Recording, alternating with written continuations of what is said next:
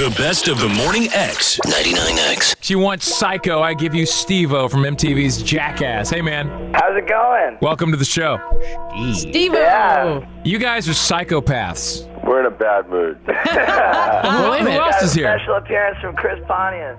Oh, hey, man. Oh, hey, how are you, Chris? Well, today I survived a near drug overdose. Today, why? What happened?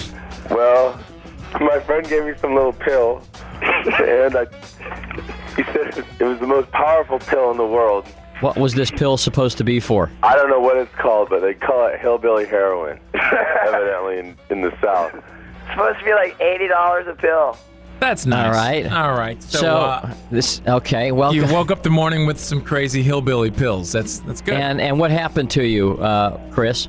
Well, I went for a walk. It was 9 in the morning. Then I went to the guitar store, and I started feeling a little bit woozy. And then I started throwing up everywhere, and almost near died. It's good to spend $80 on something that'll just make you puke a lot. Well, the funny thing was, it was the day I turned 27, which is the day that, Jimi Hendrix and Kurt Cobain and all those guys died. The age. Yeah, the age. You know, I bet there are a lot of people tuning in right now thinking, how did my radio wind up on NPR? You know? How did you? Yeah. Do you guys sit around in a conference room or a bar and figure out who's going to do what stupid thing next? Sort of, yeah. The last actual creative meeting that we had trying to come up with a dumb idea was us in a boardroom sort of just creatively discussing what my next stupid tattoo is going to be. Well, who figures out who's going to do the stupid? Like, if you come up with, say, the deal where you guys put you let everyone crap in the outhouse and yeah, I would say like as far as the really just sort of bad stuff, like nobody's going to tell anyone what they're going to do. You know, like the worst horrible ideas, pretty much we come up with on our own. You know, like the worst thing I'm going to put myself through is like a demise that I distinctly choose on my own. So Johnny doesn't say, hey, I have this great idea, but I don't want to do it. You do it, Chris. It's been known to happen. That's been known to happen. So you're getting a new tattoo? They broke the news to me that the reason why we were going to Highlight was, they come up with horrible ideas for us. Well, you're getting a new tattoo. I know the last one you got for the show said, I have a small wiener, real big. Yeah, that's the one that we had the big meeting about it. Plus, I got it misspelled, too, so it says I have a small whiner. Hey, guys, hang on a minute. I got to change the lines over because we're getting some static here. They're on the soundproof phone. Can't hear us. Are these two guys the biggest idiots we've ever had on our radio Jimmy, have show? you ever seen the show? Oh, my God. They're right on par. All right, that's better. We do everything pretty badly these days. Yeah. Okay. Now, tell us some ideas that actually did not make the cut. Yeah. Are there any? Some ideas that didn't make the cut. Yeah, come on. There's got to be one. What's the hole of glory? What was that all about, boys? They had the hole of glory. It's like a big wall with just a hole in it, and you just got to pile your package through the hole and just sort of get ready for whatever is going to happen on the other side of the wall. Well, what's on the other? That's just it. You don't know. But yeah, exactly. And that idea actually got shut down by everybody. well, No one wanted to put themselves through the was hole. this wall like in a public place or? Nah, it's private. Yeah, nobody's down for the glory hole. Man, yeah, you don't want to stick your unit in a hole and just wonder what's on the other side. Well, we have a big lack of respect. Well, for we'll talk to Bob about that tomorrow. Cast members' units. The only thing that we disrespect less than our fellow cast members is our own genitals. Yeah, that's our motto. Hey, what did it make you feel like when you start seeing all the heat coming up about these people protesting and all that stuff going on? I don't even think that we even got a chance to see it coming. I mean, as soon as the first kid got hurt, like, we were pretty much pulled, you know? They used to play, like, 6 reruns a week, and, like, as soon as the first kid wound up in the hospital, like, all of a sudden we only get 1 half-an-hour slot on Sundays, and they run absolutely no advertising. But what do you We're think like about them? MTV's redheaded stepchild. But what do you think about them holding you responsible for these kids getting hurt? Oh, I don't think. I mean, they've obviously gone to the legal lengths to make sure that that they can pretty much get away with it.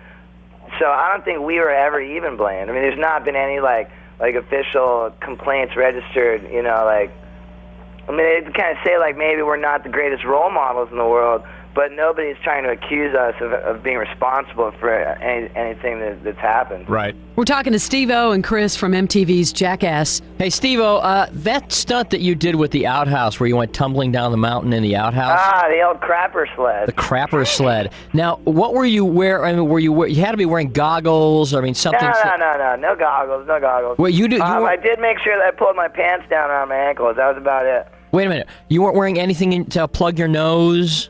No, nothing like that. I mean, there was minimal human feces in the actual. Oh, there was. I thought it was loaded to the brim. I mean, no, trust me, it wasn't empty, buddy. So what did that? What was that? What is that like? I mean, what? Well, I don't know. I think there's been I'd say just about everybody, like every one of us on the show, has had more than one opportunity to play with poo. And then how long? I mean, I can't believe one shower gets that smell off you. Oh, it doesn't. Like back when I did the elephant poo. Yeah. Oh yeah. Like the elephant poo. I mean, that's a problem that didn't go away for days. Yeah. Do you have a girlfriend? Do I have a girlfriend? No, but at the time that I did the elephant poo, I did. I wonder if those Until the poo. are related. How did you guys all get together? I mean, I'd say that each and every one of us had already distinctly established ourselves within skateboard videos. You know, like everything, like we weren't really just like nobodies that just got kind of handpicked for this project. Like, right. We've all been just hurting ourselves in skateboard videos for. I thought maybe you all met at a home or something. You know, I've always wanted to know, after you do these stunts, it's funny, you see the people in the background staring at you guys, but some of the faces are blurred and some aren't. What happens after a stunt? Do you go up to all these people and ask for them to sign a waiver or what? Anybody ever? It's kind of illegal to just sort of point a video camera at someone and decide that they're going to be on TV. So what we do is we come up with our idea and we go out and film it, and right when we get done, we unleash this crew of people with clipboards that go running up to all the people and say, hey, you just got filmed for this show, and if you sign here, right here, then we won't have to blur your face. So people have to kind of sign a legal release form, and if they don't, then they're still on the show, but with a blurred face. Quickly, what's the toughest stunt you've had to do? Maybe toughest stunt I've had to do? Yeah. I just say that overall, going for over a month with 0 eyebrows was pretty much the hardest. Oh, come on. That wasn't the hardest stunt you've done. I mean, dude. I mean, what about swallowing it's the all relative, you know? Say the butt piercing I did. I had my butt cheeks pierced together. That was pain that was indescribable, but it was sort of over and done with really quick, you know? The needle goes through. So that hurt the worst. But having no eyebrows really lasted for over a month. Is that pain worse than getting stung in the face by a jellyfish? Yeah, come on. Yeah, the jellyfish was rough, too.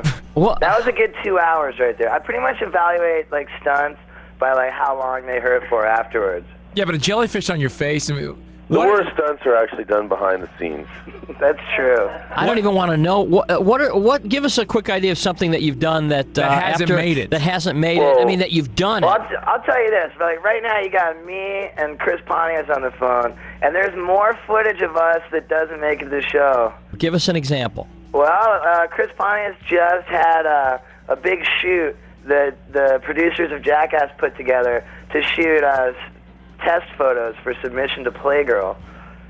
So, Chris's whole Playgirl shoot was they were my vanity pictures to get into Playgirl, you know. And they cut that down? They couldn't even blur it out? I went into the shed to get myself excited, you know, and then I popped my excitement out of the shed, and then Johnny Knoxville tried to throw this. He used to be a pitcher in high school, and he threw this tennis ball, and he almost, he came so close to breaking my f***ing wiener. I'm sorry for my foul language. He nearly broke my wiener in half. And I came out with... Yeah, let's just say that let's just say I finished the job in front of 6 grown men. That'll be the DVD. All right, guys. It's really nice to meet you guys. Hey, Bye-bye. It's been an absolute pleasure, man. Thank you. You guys, you boys Steve-O take care. And Chris from Jackass. Oh, this country is in big trouble. The best of the Morning X with Barnes, Leslie, and Jimmy. 99X.